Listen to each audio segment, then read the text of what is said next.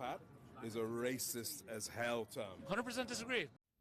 All right, this one is interesting. I've seen this debate a lot, and my opinion is that it's not intentionally racist, but it does come with a lot of nuance that people like myself maybe have experienced or understand.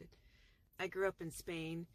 I went to school with a lot of expats, people from the UK, Scandinavia, people who moved to the south of Spain for a lifestyle upgrade. They're more sophisticated travelers, so to speak, whereas I was the girl whose parents had come from Morocco to make a better life in Spain and consider ourselves immigrants rather than expats. Takes me back to a story, and it reminds me that this has sort of followed me my whole life and later, so many years later. But there was a lovely girl, woman, who wanted to feature me on her podcast series a few years ago to talk about my translation business.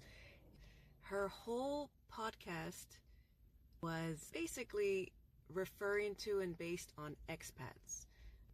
She wanted me to talk from that lens as if I was an expat.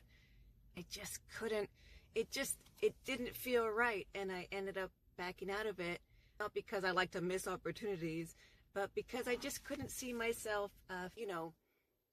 almost like I was an imposter if I was going to pretend to be an expat and not an immigrant.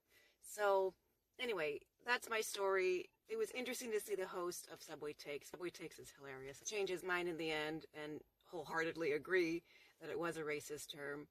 It comes with nuance. It comes with, yeah.